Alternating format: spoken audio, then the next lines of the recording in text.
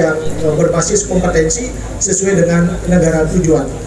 Selain itu, kita juga akan memanfaatkan lembaga keuangan untuk memberi permodalan kepada calon-calon TKI kita agar mereka tidak menjadi korban rentenir.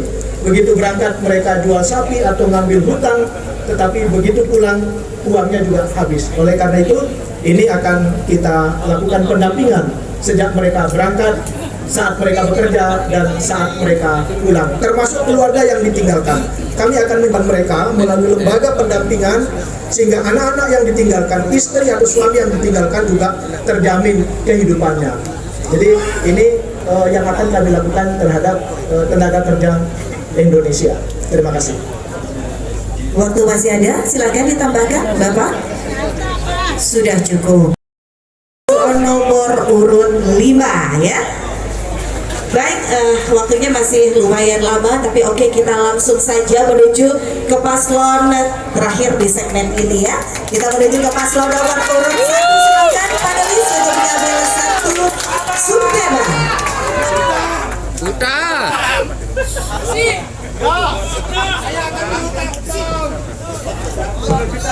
Ya, subtemanya adalah pertanian, perikanan, dan pertambangan. pertanian, perikanan, dan pertambangan. Silahkan paslon 1 mengambil hurufnya. Pasir besi.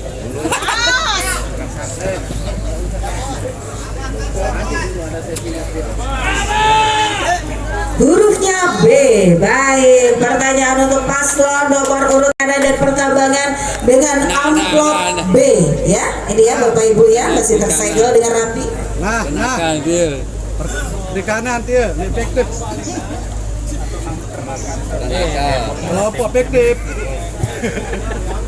Konversi lahan pertanian yang semakin pesat, usia petani yang didominasi generasi tua, serta rendahnya minat generasi muda bekerja di bidang pertanian merupakan tantangan ketahanan pangan di masa mendatang.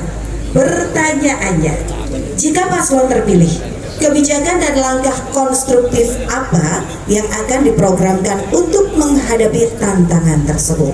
Waktu Anda 4 menit dimulai ketika Anda berbicara. Silahkan. Baik, terima kasih kalian. Kita masih anak-anak muda, kita selalu berpikir hanya ASN. Oleh karena itu, bagaimana kita sekarang menggalakkan supaya mereka itu mau menjadi petani? Sekarang tentunya harapan kita sekarang untuk mereka itu bisa bertani, anak-anak muda mengganti generasi tua ini, supaya sekarang dia teknologi pertanian ini yang harus ditingkatkan. Karena kalau dia teknologi pertanian yang harus kita terapkan, maka dia akan membutuhkan tenaga muda. Nah, kalau tenaga muda, tentunya tenaga yang sudah tidak akan mempunyai kemampuan di dalam IT. Nah, oleh karena itu sekarang bagaimana caranya kita itu bertani dengan mengikuti program yang ada. Pertanian ini harus dia menjadi industri pertanian. Sekarang kalau kita masih hanya misalkan gabah dengan hanya memukul saja, tentunya bagaimana kita menanam padi dengan cara yang tidak lagi apa yang diterapkan di Jepang. Teknologi harus ditingkatkan sehingga anak-anak memancing anak-anak muda untuk mau ikut bertani. Nah, sekarang yang menjadi permasalahan anak-anak kita, bagaimana dia mau bertani? Ada oktan, ada ini, modal mereka tidak punya. Modal tidak punya, pupuk langka dan lain sebagainya. Program Lombok Timur berkembang untuk memberikan bantuan modal kepada anak-anak muda untuk mau bertani, itulah solusi. Mungkin ada tambahan. Terima kasih. Pemerintah pusat sekarang ini menggalakkan petani milenial. Petani kita akan lebih maju karena petani milenial menggunakan teknologi. Kita banyak melihat sekarang sudah dicoba di beberapa tempat, kenapa tidak dicoba di Lombok Timur? Jika ini menguntungkan, saya yakin dan percaya anak-anak muda kita akan pindah menjadi petani-petani milenial karena hasilnya pun sangat menjanjikan. Ini terus digalakkan karena mereka menguasai betul teknologinya. Tentu di samping pemodal juga ada pelatihan secara khusus karena kita tahu kaum milenial kita ini agak berat menghadapi tantangan. kemudian tidak cukup dia mendapatkan pengalaman. Oleh karena itu ada waktu bagi mereka untuk kita berikan tantangan, kemudian pelatihan secara khusus sehingga betul-betul mereka ini bisa menghasilkan dengan baik dan benar. Jika anak kita yang memberikan izin tetapi adalah pemerintah kabupaten. Oleh karena itu kita akan pergunakan sebaik-baiknya sehingga kedua belah pihak menguntungkan. Tidak saja untuk pemerintah daerah, juga bagi petambang-petambang kita. Terkhusus untuk anak-anak muda, saya yakin kalau ini menjanjikan mereka akan berbuat bahkan berebut seperti yang ada saat ini. Banyak anak-anak muda lebih tertarik di kota, tetapi kalau misalnya petani ini bisa maju dan memberikan tantangan serta memberikan keuntungan, maka anak-anak masalah pertambangan kewenangan dan ada di kabupaten ini harus yang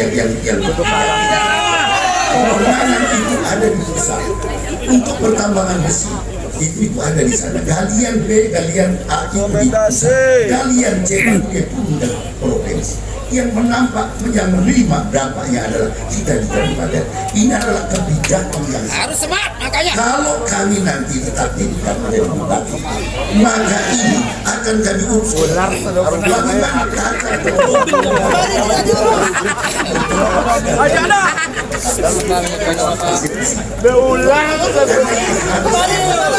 kerjasama yang baik antara pemerintah provinsi, pusat, kabupaten harus ada komunikasi. Kopi jahe, kopi jahe.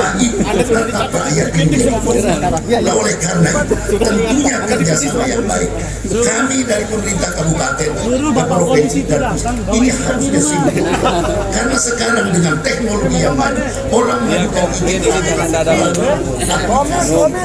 tantangan apa yang ada terjadi. Nah ini dilematis yang selalu disalahkan oleh pemerintah kabupaten, bahkan ini adalah perbuatan mereka. Nah ini harusnya regulasi yang dirubah. Tanpa regulasi yang dirubah, apa yang kami bisa lama-lama.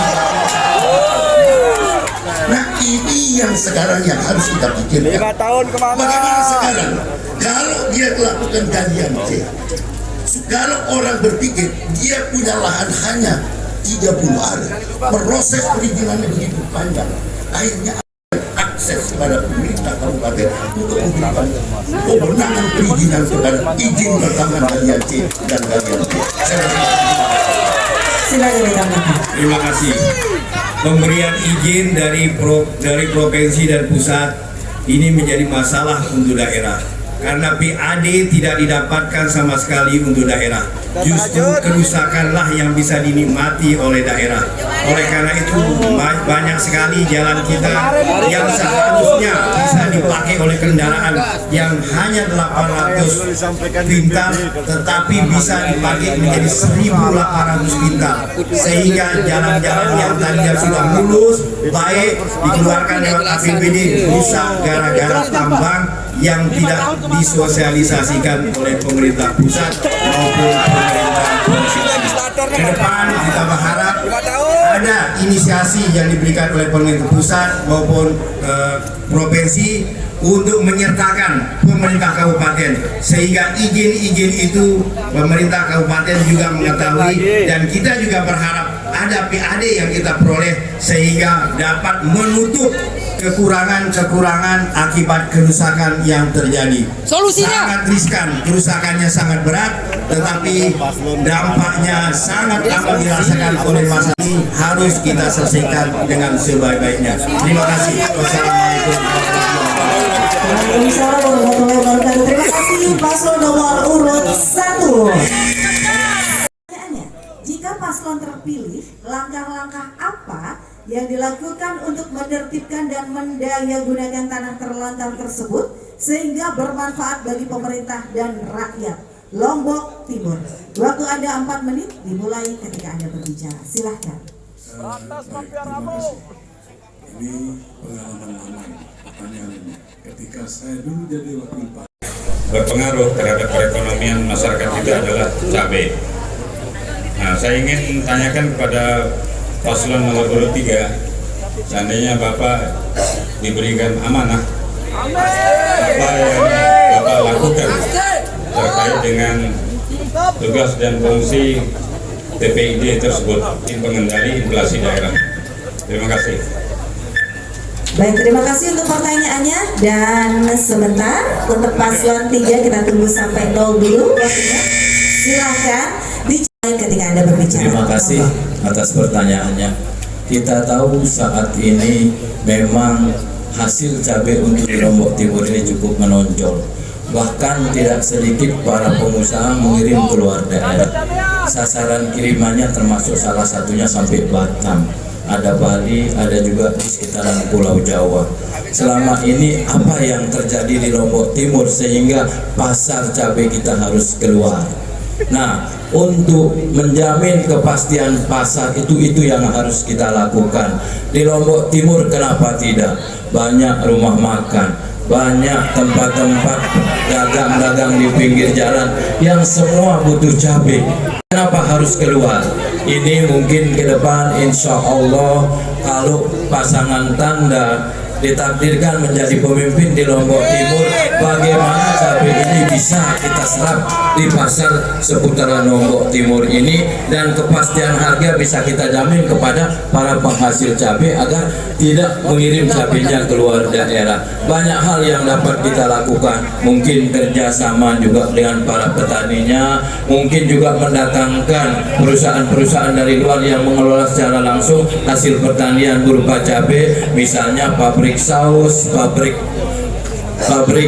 bumbu dan sebagainya, yang alhamdulillah sekarang ini kami sedang berkomunikasi dengan perusahaan Indofood yang akan berinvestasi di Lombok Timur untuk mengelola hasil-hasil pertanian kita. Silakan, masih ada waktunya. Ya, jadi tidak saja cabai ya, kita lihat hortikultura Sembalun ya, yang mestinya ini juga jadi perhatian kita. Masyarakat Sembalun menjajakan hasil hortikulturanya kalau menjual barang-barang rongsokan keluar. Kita ingin ke depan di Sembalun itu harus ada Waktu habis. Terima kasih paslon 3. Kami persilakan untuk silakan menanggapi waktu Anda 2 menit. Dimulai ketika Anda berbicara. Silakan. Baik, terima kasih. Jadi yang saya maksud adalah fungsi dan kewenangan dari tim pengendali inflasi daerah tersebut. Karena ketika Bapak diberikan amanah adalah Bapak ketua yang akan berkoordinasi dengan Bank Indonesia, kemudian bagian ekonomi dari pemerintah kabupaten dan seluruh stakeholder yang ada. Nah, apa kira-kira yang Bapak lakukan sehingga kadang-kadang harga cabai ini sering melambung tinggi ketika stoknya terbatas? Intervensi apa yang dilakukan? Itulah sebenarnya saya maksud. Jadi ketika Bapak diberikan amanah sebagai pemimpin di daerah, juga sebagai ketua TPID, pasti akan mengumpulkan para pihak untuk menuntaskan permasalahan tersebut. Karena sangat mengganggu sekali tingginya harga cabai ketika stoknya terbatas. Itu bisa menimbulkan perekonomian masyarakat kita sangat terganggu. Karena di Lombok Timur sendiri sebagai lumbung dari cabai, di mana pemerintah pusat juga memprogramkan champion cabai di Kabupaten Lombok Timur yang menjadi salah satu payung untuk menjamin kepastian ketika stok cabai terbatas, maka ada jaminan harga bisa terkendali. Keresahan dari masyarakat kita, terutama para petani, sehingga petani bisa berdaya. Nah, itulah yang kami harapkan sebenarnya dari apa yang saya tanyakan tadi. Demikian, terima kasih.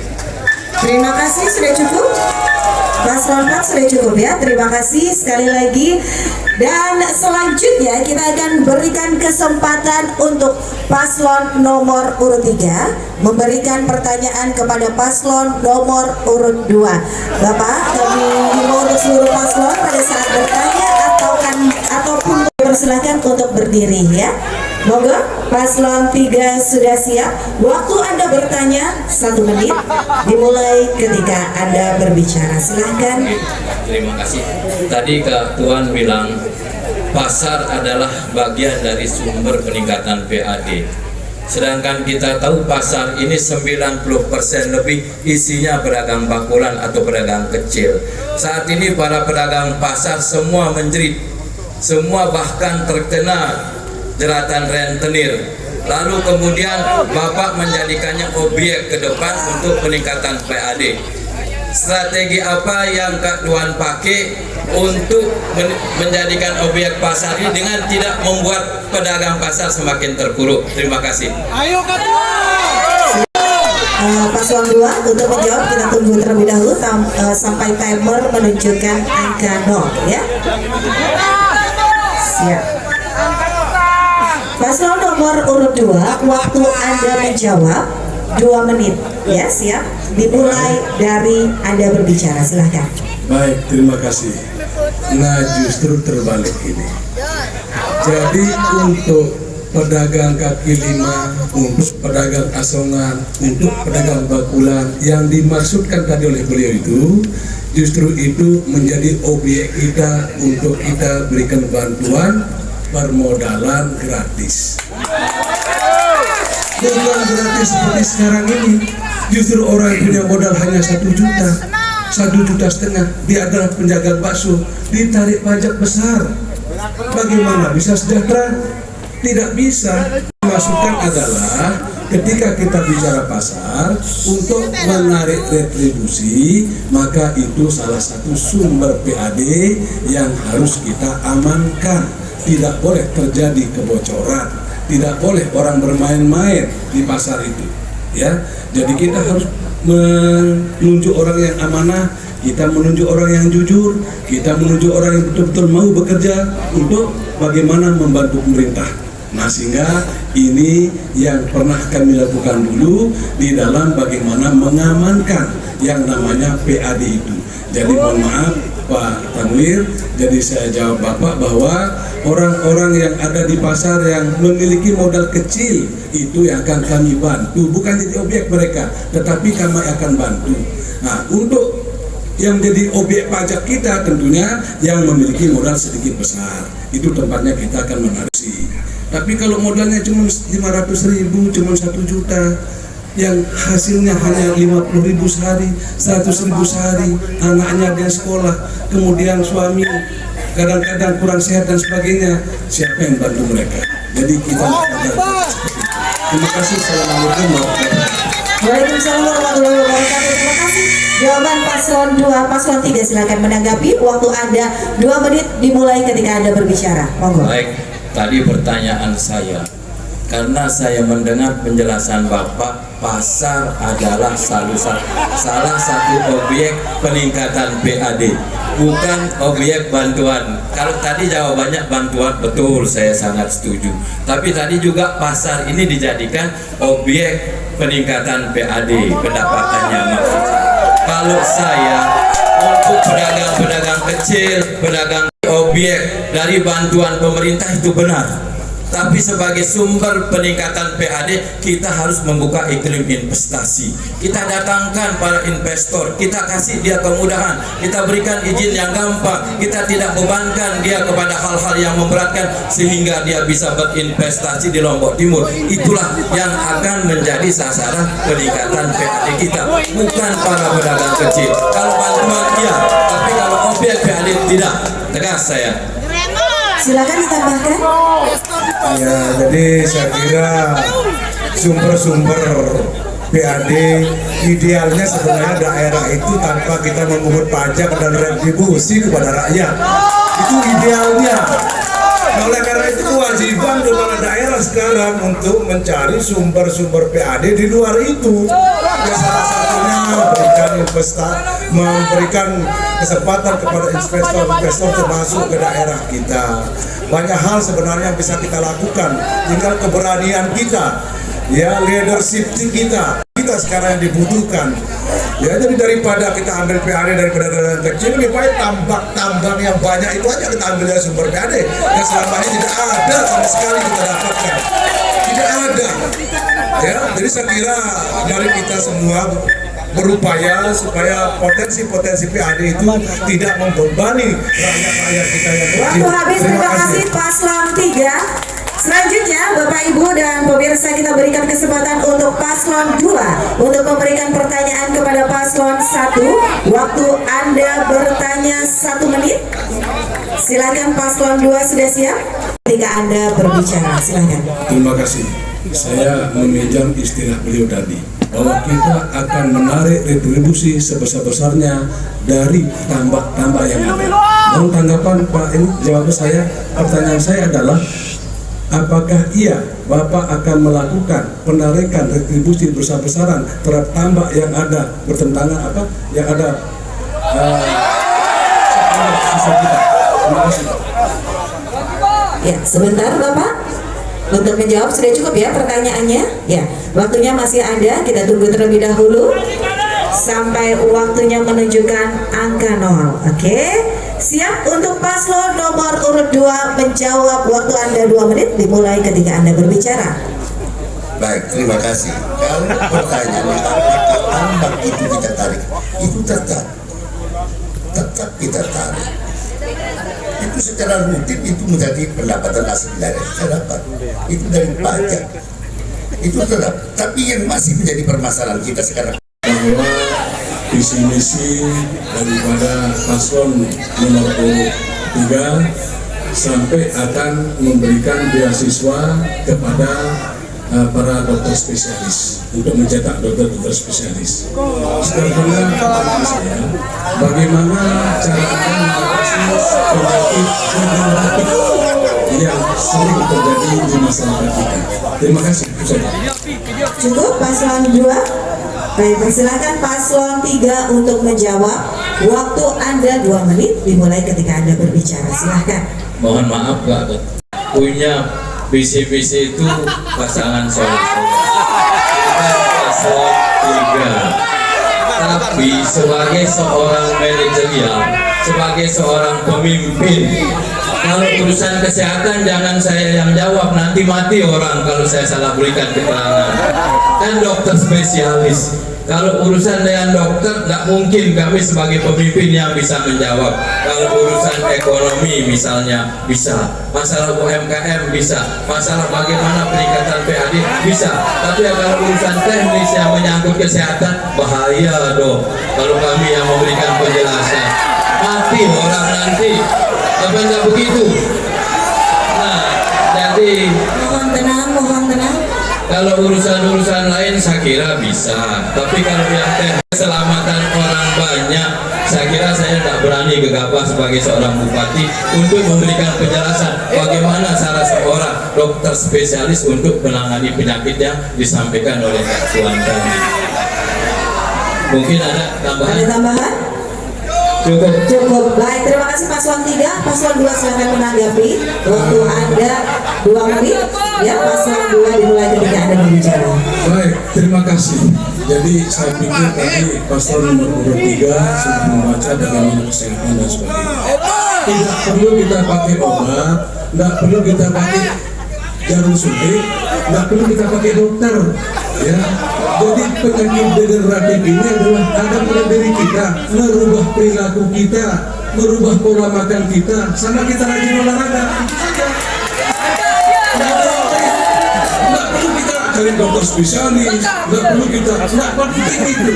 Tetapi yang namanya penyakit degeneratif ini adalah terjadinya perilaku pada diri kita, mungkin tidur tidak banyak, kemudian merubah pola makan kita, dan kita tinggal olahraga. Tidak ada dokter kan? Tidak ada. Terima kasih. Itu jawabannya, bos.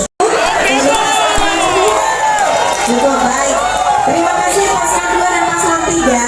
Selanjutnya kita akan beri kesempatan ke paslon 3 memberikan pertanyaan kepada paslon nomor urut 4. Waktu Anda 1 menit dimulai ketika Anda berbicara. Silakan. Muda kita tadi disampaikan mencintai dan mau bekerja sebagai petani. Ya, apakah apa yang menyuruh mereka tidak mau bertani? Ya, itu aja ya. Apa yang menyuruh mereka tidak mau bertani? Ya, nah coba silakan. Cukup paslon 3 pertanyaan. Baik, terima kasih. Paslon 4 sudah bisa ini ya menangkap pertanyaannya. Kalian bersilakan untuk menjawab. Waktu Anda 2 menit dimulai ketika Anda berbicara. Silakan berdiri untuk paslon 4, boleh? Ketika menjawab pertanyaan, 2 menit dimulai dari Anda berbicara. Silahkan. Baik, terima kasih. Itu sebenarnya mindset, pola pikir yang harus kita rubah. Tadi sudah disampaikan ada petani milenial yang menggunakan teknologi. Kita tahu sendiri banyak di beberapa negara maju seorang kepala negara backgroundnya petani. Salah satunya Ronald Reagan misalnya. Jimmy Carter ya, Jimmy Carter. Itu salah satu kepala negara yang backgroundnya petani. Nah ini permasalahannya adalah mindset, pola pikir. Nah itulah yang harus kita rubah ke depan, bagaimana agar sektor pertanian ini juga menjadi sektor yang bergengsi dan tidak kalah ya dibanding sektor-sektor yang lain dan menjadi profesi yang bergengsi. Dengan teknologi yang begitu maju sekarang, kelima pasangan calon kita apalnya dulu. Jadi ini ada, kami sedang bertanding, tapi ada kalanya kami bersanding. Nah, oleh karena itu saya ingin membawakan satu pantun dalam closing statement ini.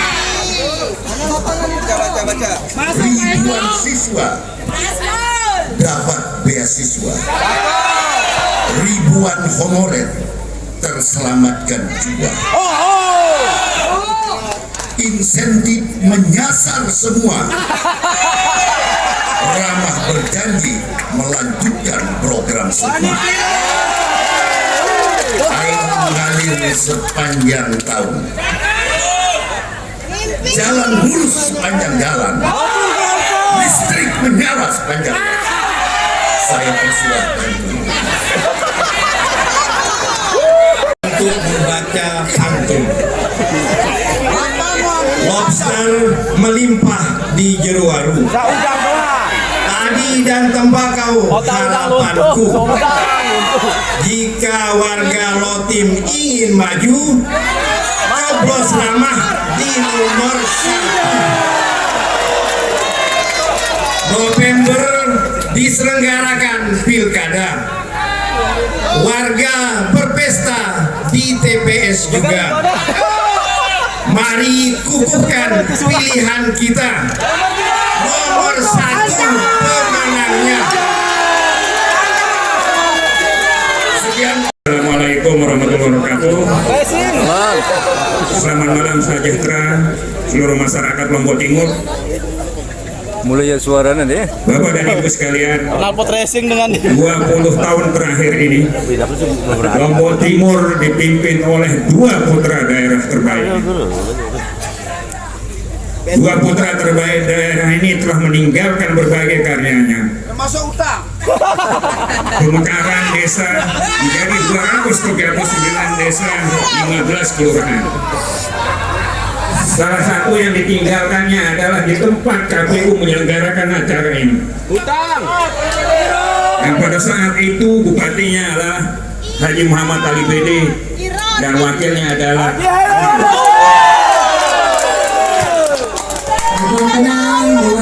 saya hanya ingin menggambarkan bahwa pemilihan bupati dan wakil bupati itu bukan sekedar rutinitas demokrasi 5 tahunan di wilayahnya, dan masyarakat dan masa depan itu adalah milik para generasi penerus kita.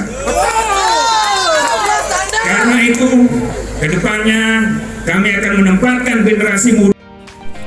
Bapak Ibu hadirin sekalian, demikianlah acara kita pada malam hari ini. Semoga bermanfaat untuk kita semua, terutama kepada calon-calon bupati dan wakil bupati Kabupaten Lombok Timur, dan juga kepada seluruh pendukung calon bupati dan wakil bupati dari nomor 1 sampai nomor urut 5. Semoga Lombok Timur mendapat pemimpin atau bupati yang amanah, jujur, dan berpihak kepada masyarakat. Oleh sebab itu, marilah kita memilih dan memilah dari 5 calon bupati dan wakil bupati yang ada sesuai dengan hati nurani kita. Terima kasih sekali lagi, walaupun diguyur hujan pada malam ini, namun semangat juang daripada semua pendukung dari nomor 1 sampai nomor 5 tetap semangat membakar untuk memperjuangkan hati nurani mereka masing-masing. Terima kasih. Billahi taufiq wal hidayah. Assalamualaikum warahmatullahi wabarakatuh. Jumpa lagi kita di channel berikutnya. Bye-bye Bapak calon Bupati dan Wakil Bupati Kabupaten Lombok Timur Provinsi Nusa Tenggara Barat.